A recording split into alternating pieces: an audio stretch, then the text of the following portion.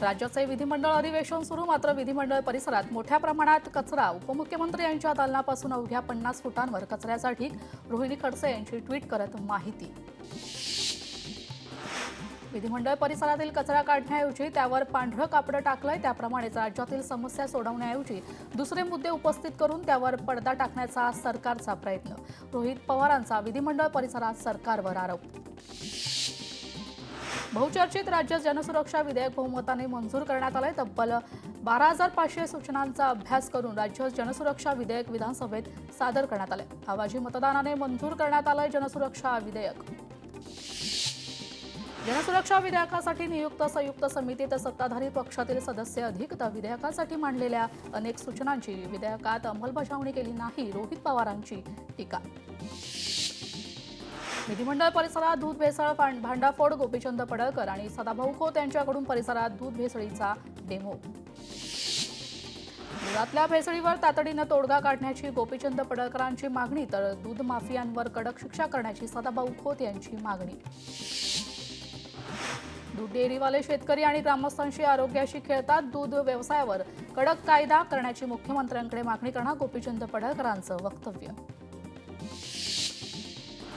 भाजपचे माजी पदाधिकारी प्रमोद कोंढरे यांच्यावर विनयभंग केल्याचा गुन्हा दाखल. खोटा गुन्हा दाखल झालाय, तर कार्यकर्ता संपवण्याचा कार्यक्रम सुरू झालाय. कोंढरेंचा पोस्ट करत आरोप. शिंदेंच्या दिल्ली दौऱ्यावरून खासदार संजय राऊतांनी शिंदेंना पुन्हा डिवचलं. धर्मवीर चित्रपटात शिंदे यांनी आनंद दिघे यांचे चरण धुतल्याचं दाखवलं. तर गुरुपौर्णिमेनिमित्त शिंदे काल अमित शहा यांना भेटले. संजय राऊतांचा टोला. लातूरमध्ये भाजपचा काँग्रेसला पुन्हा धक्का. माजी नगराध्यक्ष, 3 विद्यमान नगरसेवक भाजपात जाणार. चाकूर पंचायत समितीचे 5 सदस्य भाजपमध्ये जाणार. मत्स्य व्यवसाय बंदरे मंत्री नितेश राणे यांच्या हस्ते बोरिवलीमध्ये रोरो जेट्टी फेज 1 चे भूमिपूजन संपन्न. बच्चू कडू यांच्या 7/12 यात्रेचा आजचा 5वा दिवस. शेतकरी संघटना, मनसेचे कार्यकर्ते बच्चू कडूंच्या यात्रेत होणार सहभागी. सार्वजनिक गणेशोत्सव आता महाराष्ट्र राज्य महोत्सव म्हणून साजरा होणार. मंत्री आशिष शेलारांची विधानसभेत घोषणा. कल्याण विद्यापीठ उपकेंद्रात ठाकरेंच्या शिवसेनेचं आंदोलन. उपकेंद्राला धर्मवीर आनंद दिघेंचं नाव देण्याची मागणी, तर नामांतराचा ठराव मंजूर. 8 दिवसात अधिकृत फलक न लावल्यास आंदोलनाचा इशारा. उपमुख्यमंत्री एकनाथ शिंदे आणि अमित शहा यांची नवी दिल्लीत भेट. ठाकरे बंधूंच्या संभाव्य युतीचा पालिका निवडणुकीवरील परिणामांबाबत चर्चा. शहरी नक्षलवादाला आता लगाम बसणार. मुख्यमंत्री फडणवीसांनी विधानसभेत मांडलंय जनसुरक्षा विधेयक. विधेयकावर आल्या 12,000 सूचना, तर विधेयकात सरकारकडून 3 बदल.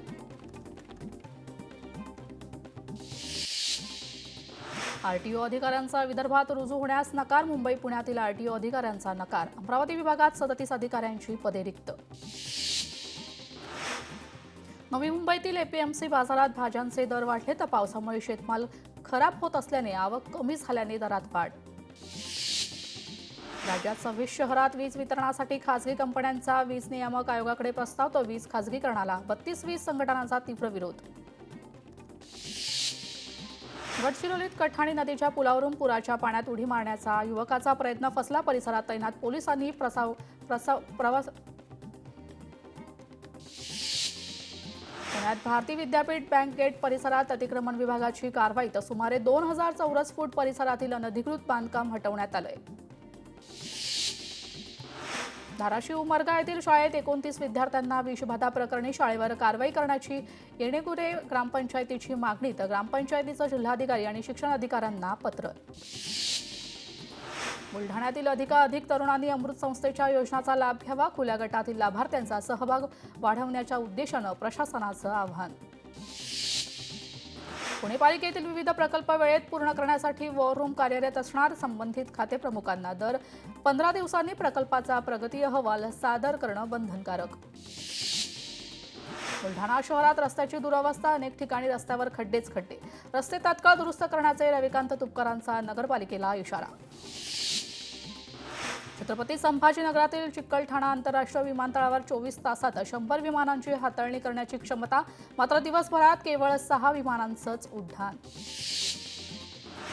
नाशिक जिल्हा बँक सध्या आर्थिक कोंडीत. बँकेची द्वारका येथील इमारत विक्रीस काढण्यास मंजुरी. इमारतीचं सद्यस्थितीत 28 कोटी रुपये मूल्य निर्धारित. हिंगोलीच्या हिवरा शहरात विद्युत पोल धोकादायक. महावितरणाचे दुर्लक्ष तर शेतकऱ्यांच्या जीवास धोका. तात्काळ विद्युत तारा दुरुस्ती करण्याची शेतकऱ्यांची मागणी.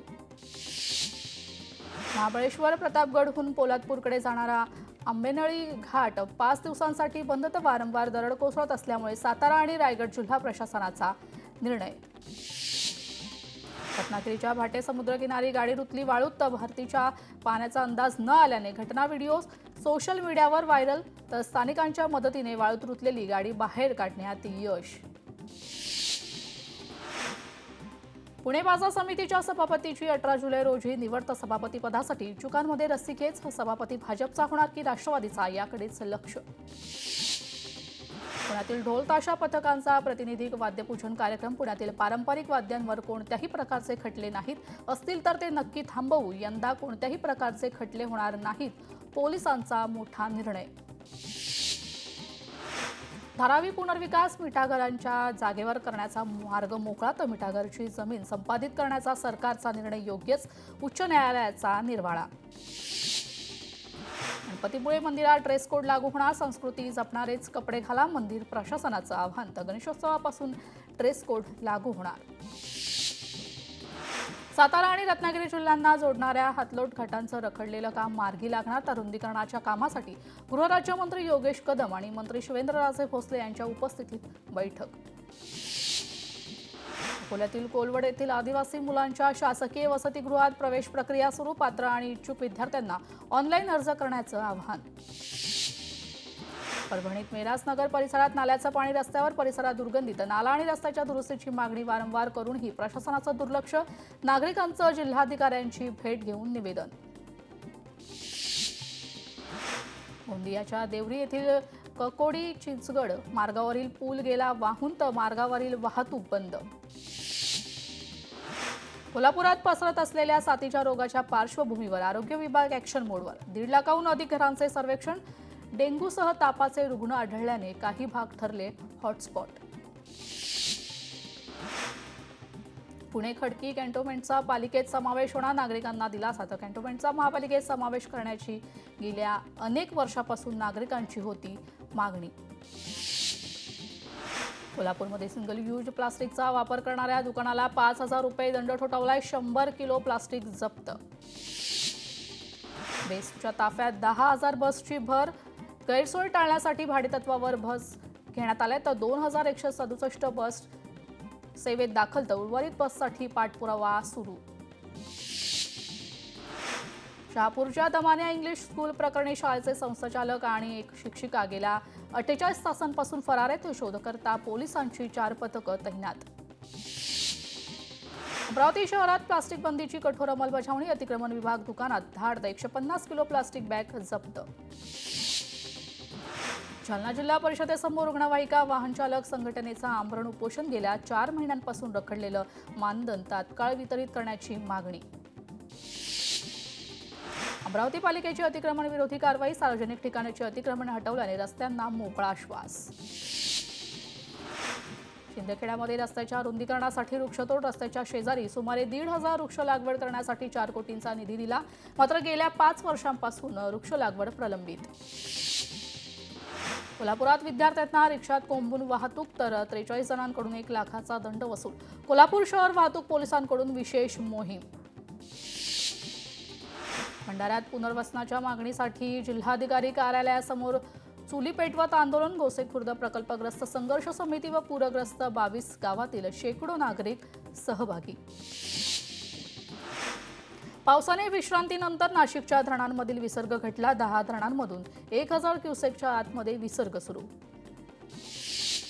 गडचिरोलीत गोसीखुर्द धरणातील पाण्याचा विसर्ग कमी केल्यानं पूरस्थिती पूर्वपदावर येते. तर 7 मार्गावरील वाहतूक सुरू आहे. नागपूरकडे जाणारा मार्ग मोकळा. अजूनही 8 मार्ग बंद. महाबळेश्वरच्या दुर्गम भागात दरड कोसळली. बुरडाणी कोट्रोशी दोडानी उचाट रस्ता बंद. तर प्लास्टिकच्या साहाय्याने दरड हटवण्याचा काम युद्धपातळीवर सुरू. कल्याण डोंबिवलीमध्ये 2 दिवसांच्या विश्रांतीनंतर पुन्हा पावसाला सुरुवात. पावसाचा जोर असाच कायम राहिला तर सखल भागात पाणी साचण्याची शक्यता. नांदेडमध्ये जोरदार पाऊस. पावसामुळे प्रसिद्ध तीर्थक्षेत्र माहूरच्या डोंगरातील धबधबे प्रवाहित. धबधब्यांचं विहंगम दृश्य पाहण्यासाठी पर्यटकांची गर्दी. राजापूर तालुक्यातील अर्जुना धरण पूर्ण क्षमतेने भरलं. धरणातून 3.5 क्युसेक पाण्याचा विसर्ग सुरू आहे. भंडारा जिल्ह्यात 3 दिवसांपासून पावसाची संततधार. पावसामुळे सर्वत्र पूरस्थिती निर्माण झाली. शेतकऱ्यांचं मोठं नुकसान. चंद्रपुरातील वर्धा नदीला पूर. पुलावरून पाणी वाहत असल्याने धानोरा ते गडचांदूर मार्ग वाहतुकीसाठी बंद. मालवाहतूक ठप्प तर नदीच्या पाण्यामुळे शेतीचं नुकसान.